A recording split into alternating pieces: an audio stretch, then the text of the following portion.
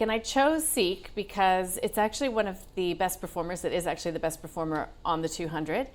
Whereas when I was writing up the story this morning, I thought, I don't know how the market's going to react to this one because, yeah, the outlook was more positive, but what it actually did in the year past was not that mind-blowing, although in line with consensus.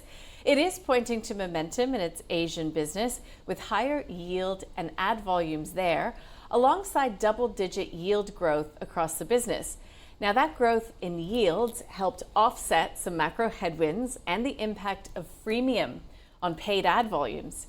SEK's sales revenue was up 1% on the year to $1.1 billion, with earnings down 2% to $761 million. Adjusted profit was down 13% to $155 million. Now, looking ahead, it expects net revenue of between $1.15 billion and $1.25 billion, the midpoint of which it says would represent 10% revenue growth. The final dividend of 22 cents per share brings the full year dividend payout to 46 cents fully franked, a lift of 31%. So as I said, shares up by close to 7%. So is this a classic, really focusing on the guidance going forward, that potential for that 10% increase in revenues? Absolutely. So I think it's just a narrative that we kind of forget that SEK's a tech company. And so tech's still hot right now. And what's happened is, it's kind of like being the forgotten one. So, there's always been SEK, REA, and CAR. They're the three main. And the old school. Exactly. Names, and so what's happened is, even though the adjusted profit's down, if you look at the net profit versus the previous year, it actually beat that. And I think that's what people are zoning in, the increased dividend as well. And on the chart, so I had it on the call maybe about a week or so ago. It was the 8th of the 8th. I looked it up because on that day we were saying, SEK, it just seems to have gotten left behind in the dust of other tech names. I don't think anybody was very keen on it at the time. Oh, no, I did say that. It's one of my surprise to the upside. Okay. And the reason being is that, as I said, like even though the jobs numbers, in general might be down, I just think that the economy is doing a little bit better than most people expect. Like you look outside and look at some of the, we got a lot of consumer discretionary stocks in today's list, and you'll see that they're actually doing okay. Like they're not, kicking the lights out, but I don't think the consumer is slowing down anytime soon. So obviously we got the rate cuts coming as well. So, I think just the consumer is doing fine. Technically, if you just zoom out on SEK, 27 is a big number. It hit that back in 22, and it hasn't been this high since I think it's 21 or early 20s. So here we go. So here you go. That's the chart there. Mm-hmm. So if it can build momentum here, and it has done this in the past, it actually puts on continuing momentum. Last time it did this, it got up to $36. So I'm actually calling this a buy and going with momentum, which is what I generally do. Yep. It's a tech company again. Yeah. And so maybe not buy it today because obviously the hot money's coming in, but I think it'll be $30 over the coming weeks. Interesting. All right, SEK, Michael.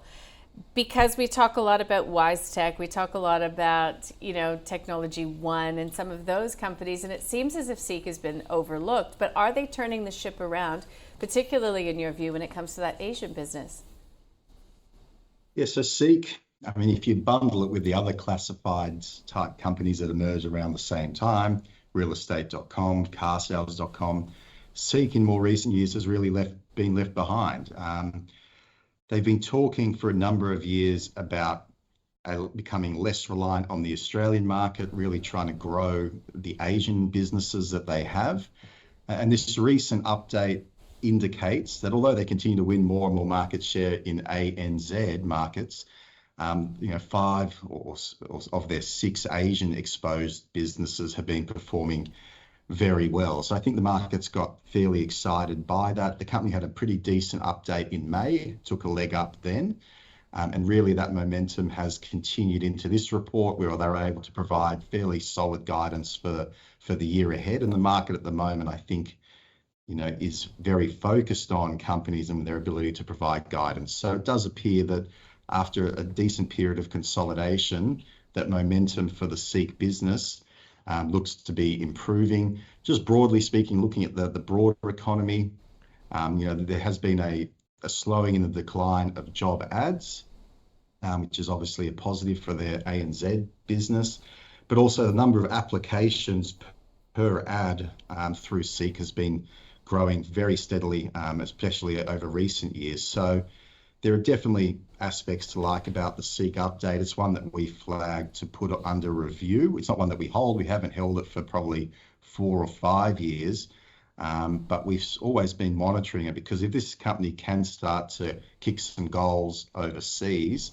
then it's definitely feasible that not only the revenue from those overseas businesses, but the earnings from those overseas businesses could eventually dwarf the Australian business. So it is a company with significant upside if they can execute, and under the leadership of Ian Narev, they do seem to be on the right track. So I'll have a hold on it for the moment, but it is one, as I mentioned, that we will review as a potential buy. Got it. Thank you. All right, guys. Interesting way to start the program. That is SEK, and it is a hold and a buy from my guests.